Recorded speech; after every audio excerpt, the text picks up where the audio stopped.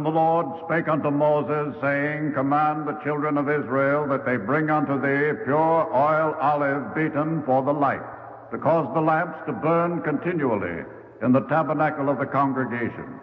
And it shall be a statute forever in your generation.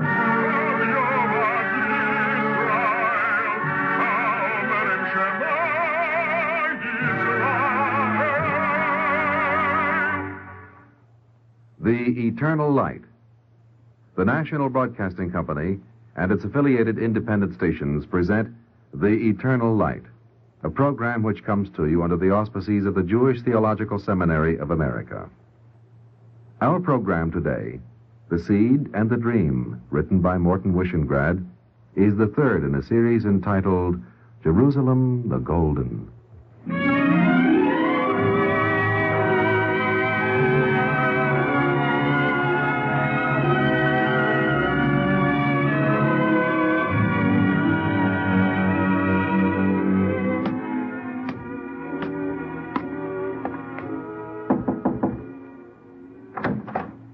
Yes?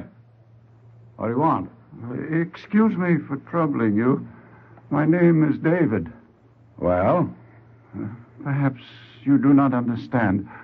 I am Benjamin David. What about it? Didn't they tell you? Didn't who tell me what? You are living in my house. Oh, none of that, my friend. This house belongs to me. I paid the Germans 60,000 marks for it. I got a bill of sale. You bought my house from the Germans? That's right. I bought this house during the occupation. They sold it to me. But they sold what wasn't theirs to sell, nor yours to buy. Look, my own house was bombed. A man has to have a place to live, doesn't he? The 60,000 marks was everything I had. Do you have 60,000 marks? No, I don't. Even if I had, why should anyone pay for what is already his? You people certainly have a problem. I don't like to be a problem. Yeah, well, that's how war is. Yes, you're right, sir. Only, for you, the war seems to have stopped. I wish I could help you, but you know how it is. I know. I want you to know I don't have any grievance against you. You're a generous man, Mr. David. Am I? Well, perhaps it's easier for people who have nothing to be generous. Good day, sir. Good day to you, Mr. David.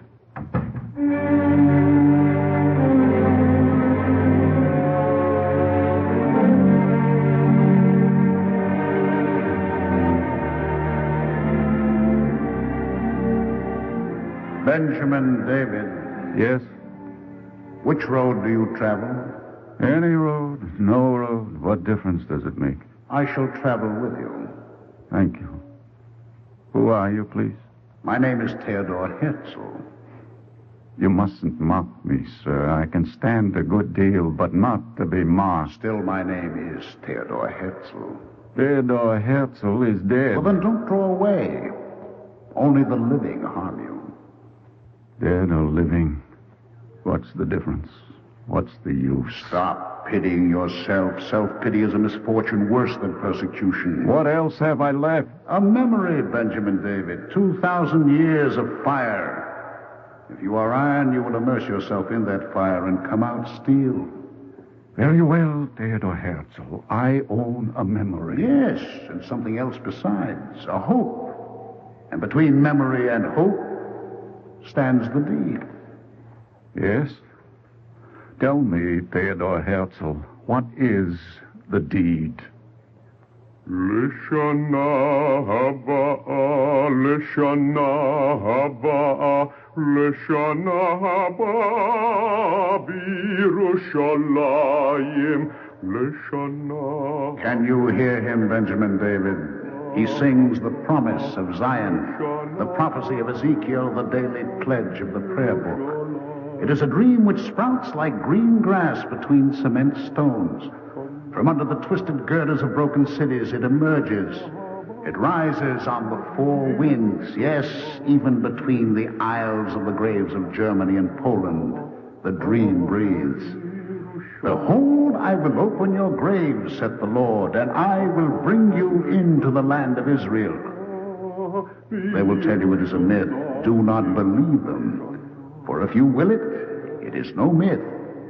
Take it in your hand like a seed and entrust it to the soil. Let the dream become the seed of projects. And if today it is not bread, it will become tomorrow's bread. Benjamin David, my living brother, I see a land of the seed and the dream, sunlight and open cities and workers in the field, where Israel no longer is a sorrow, but instead a song. L'shana haba b'Yerushalayim.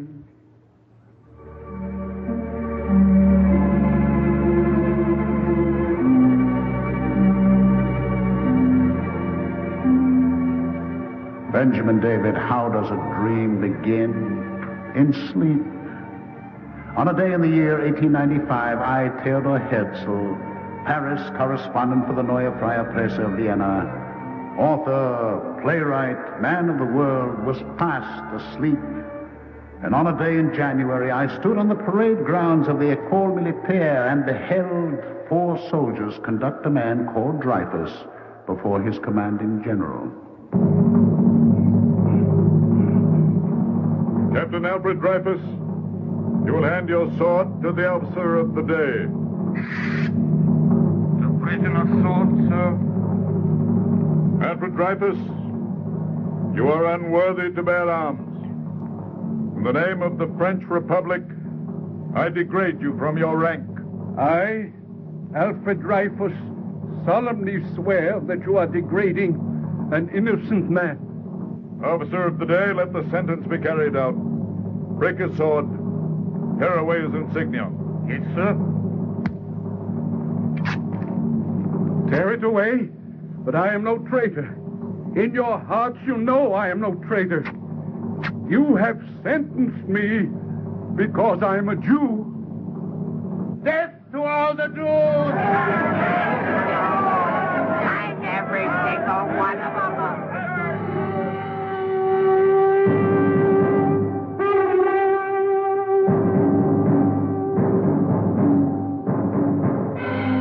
That was a shout, my brother, a shout to awaken the sleepers.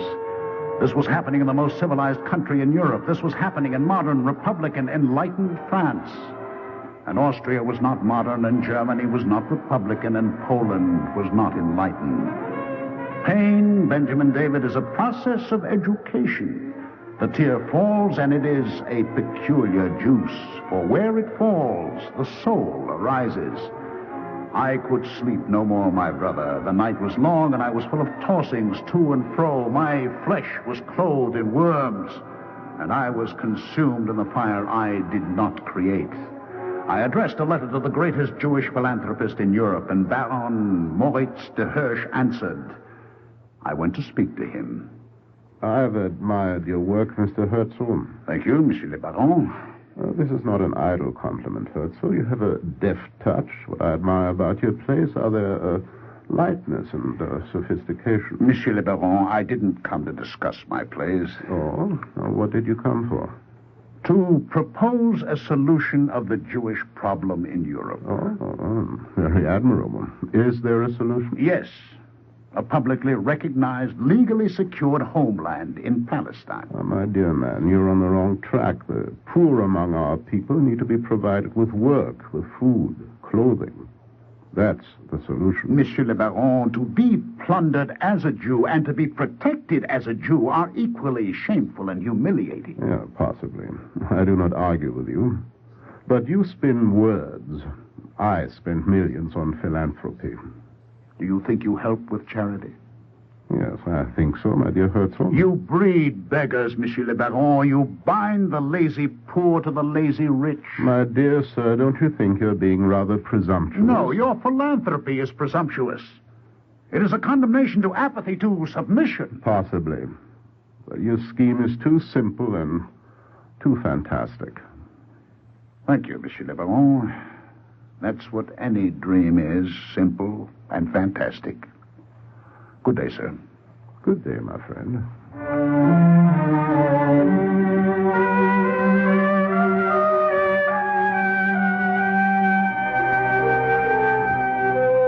Baron Rothschild will see you, sir. Come this way.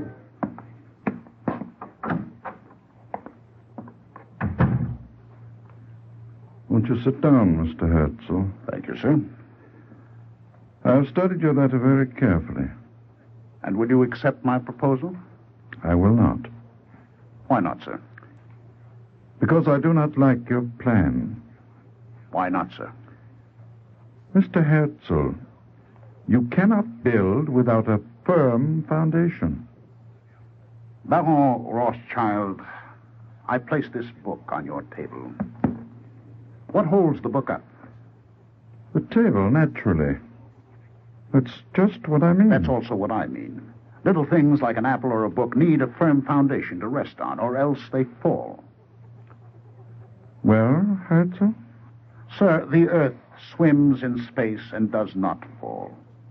The secret lies in movement. You cannot steer a ship that does not move, but you can steer movement.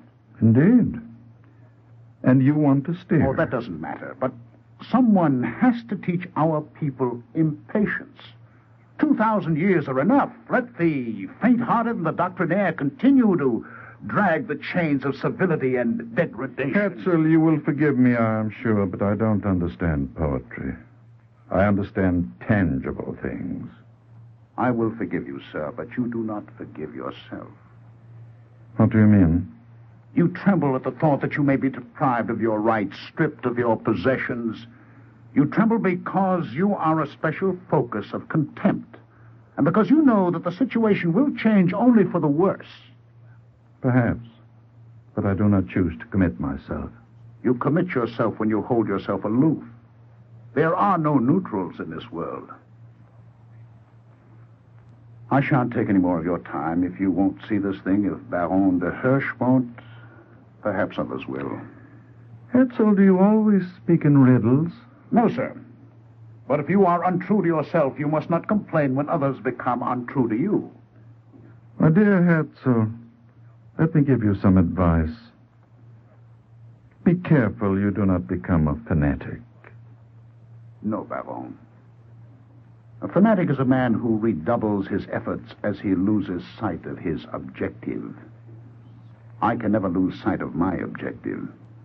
It is the prophecy of Ezekiel, the 31st chapter of Jeremiah. The hot coal branded on the lip of Isaiah. I will never lose sight of that.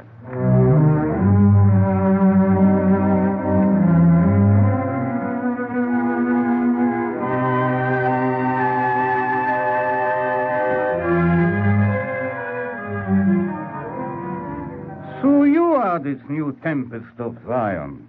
If you call me that, Your Majesty, I am. Why do you come to this citadel of your enemies? Because you are my enemy. Oh, good answer. Do you expect the German government to assist your Palestine venture? Yes, Your Majesty. Oh, you are hopelessly naive. Our Jews are convenient for us. Is that why you persecute them? Oh, come. The Hohenzollern are civilized men. We persecute no one. It's merely that our nation is somewhat less civilized. Yes, Your Majesty. To be sure, as I say, our Jews are convenient. Yeah. Convenient outlet for any resentment against the government. When trouble starts, there is always your people to blame. You would be surprised how many revolutions it avoids. You see that, don't you? I'm afraid I do. Incidentally, my friend, how do you expect to lead your people to this promised land? The way Moses led them, with a hymn. Between us, my dear Herzl, you are talking of a flag. What is a flag? A bit of colored rag tacked to the end of a stick. Men die every day for such rags and such sticks. You are very amusing. I like you, Herzl. I'd even like to help you. Too bad, isn't it? It's impossible. You are really such a great convenience.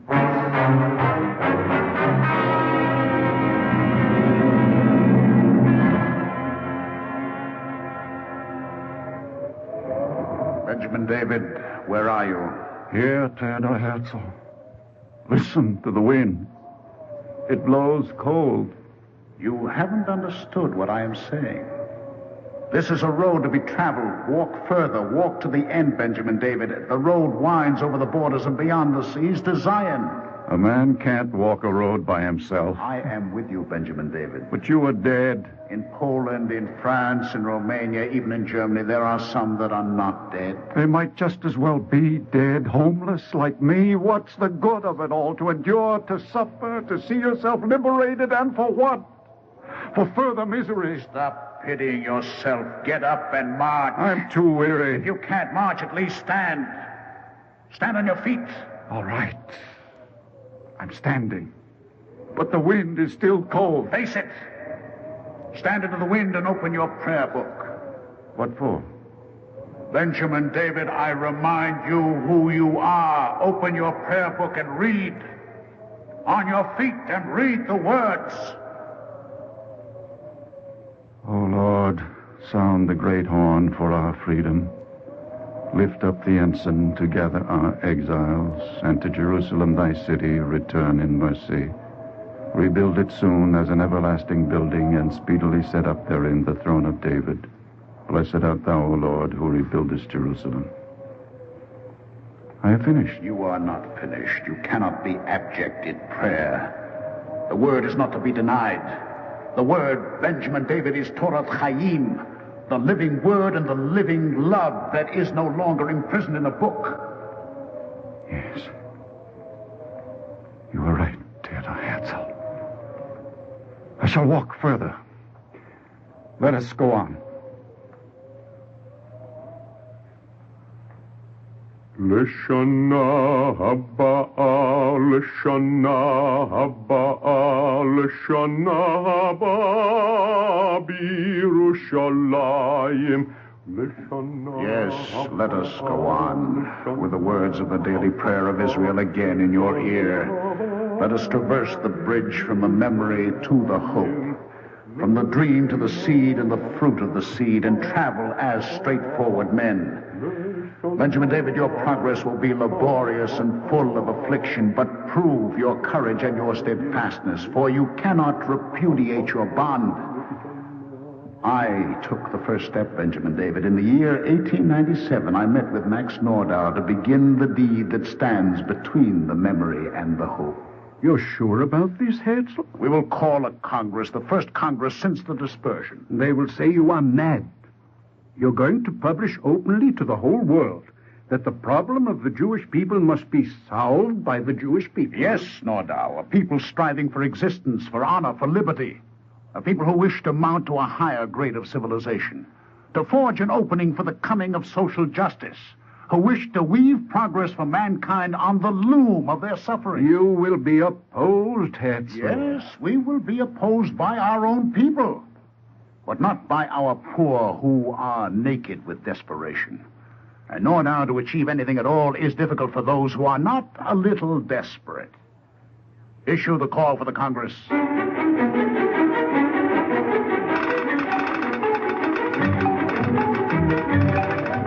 A full delegation from the United States. Good. They can help train us for freedom. The Tsarist government refuses passports to the Russian delegation. Tell them to come anyhow.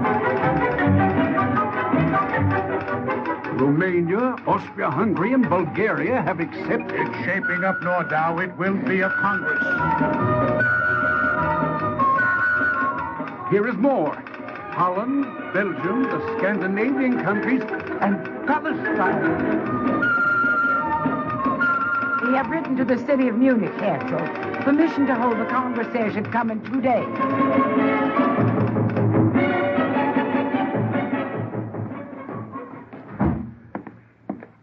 Has word come from Munich?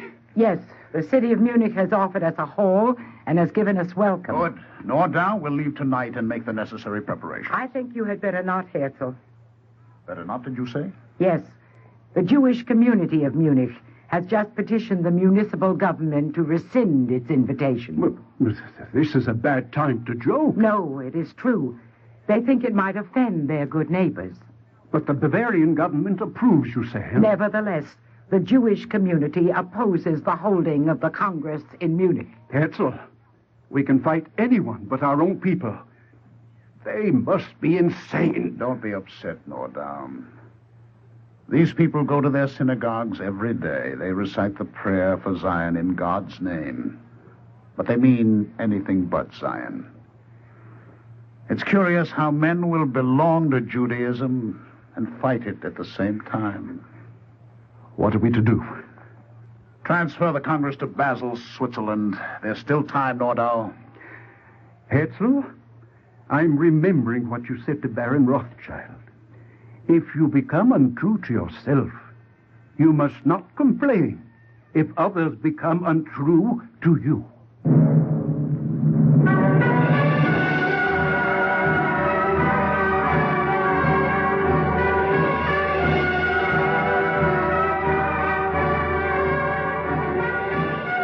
Benjamin David, the greatest happiness is to be what a man is, to hide behind no mask, to learn how to honor a man without arrogance, to respect the meaning of past generations, and to live with honor. Where are the assimilated Jews of Munich, Benjamin David? Be careful as you walk the road, for you tread on their unmarked graves. The trail is steeped in blood. How many disasters are needed to prove it?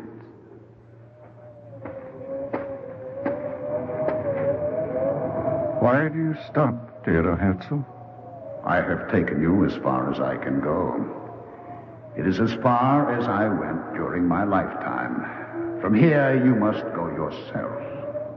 I understand. Do you understand, Benjamin David? You must, you know. For you are a symbol.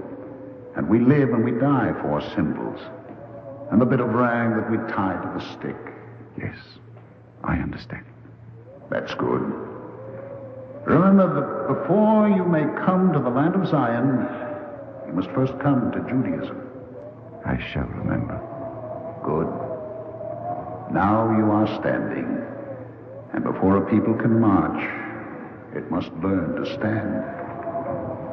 Theodor Herzl, a wind is blowing. It is your legend. No, it is the voice of Ezekiel and the sentence of Jeremiah. Rachel weeping for her children and the Lord answering, Thy children shall return to their own border, for there is hope for thy future. Say to the world, Benjamin David, say it for me and for yourself. Lord, there be prayers in our synagogues, but in the churches also, because all have suffered from an ancient oppression. Let the idea radiate until it reaches the last wretched remnants of our people.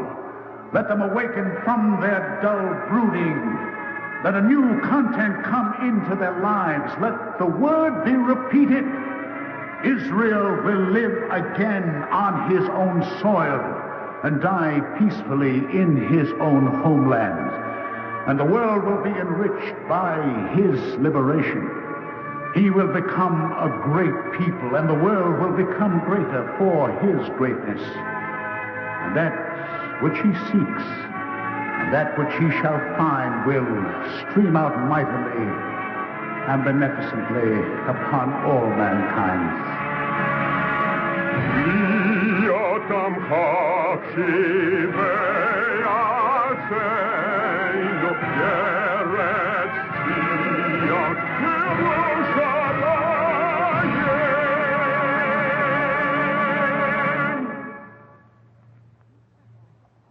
If you would like a copy of today's script, please send your name and address with 25 cents to cover the cost of postage and handling to the Jewish Theological Seminary of America, 3080 Broadway, New York, New York, 10027.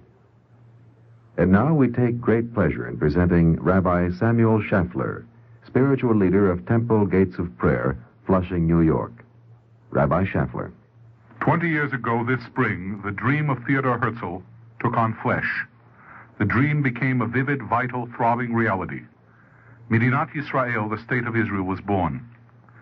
Yet it would be an egregious error to think of the state of Israel simply as the stage upon which the drama of Theodor Herzl's dream was actually enacted.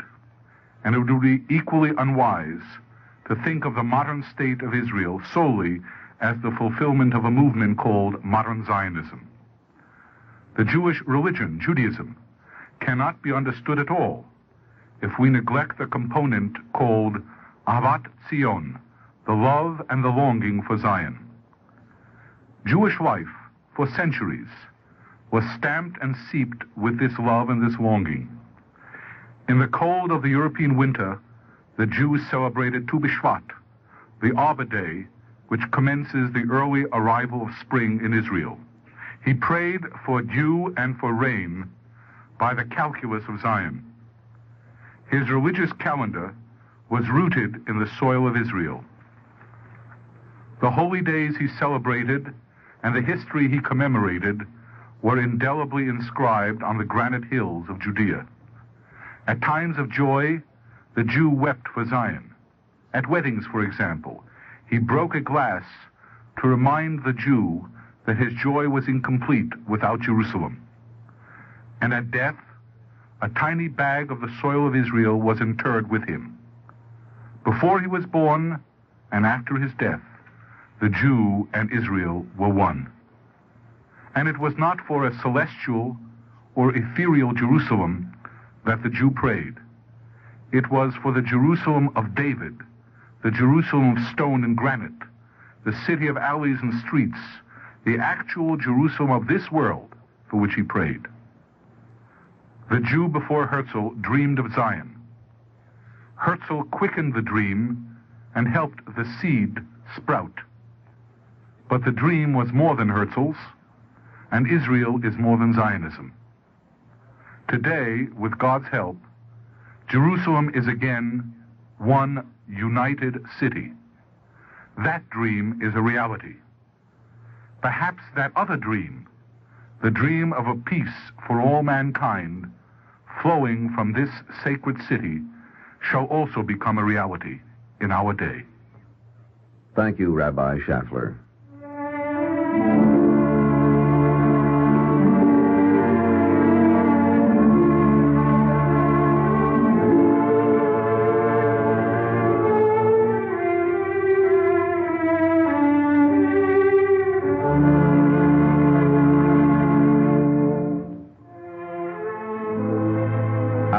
Eternal Light drama today, The Seed and the Dream, written by Morton Wishengrad, was the third in a series entitled Jerusalem the Golden. Featured today was Ralph Bell as Theodor Herzl. Others in the cast were Ethel Everett, Ian Martin, Roger De Koven, Stefan Schnabel, Theodore Getz, Guy Rep, and Santos Ortega. Cantor Robert H. Siegel sang the liturgical music. We invite you to join us next week for the fourth in this series, Journey to the Holy Land, written by Joseph Mindell.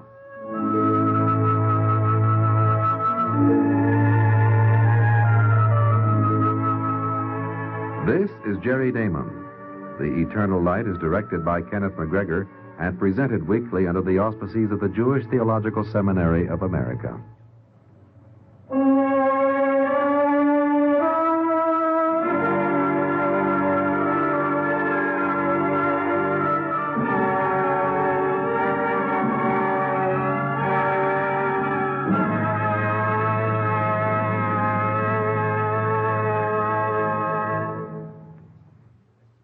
This is the NBC Radio Network.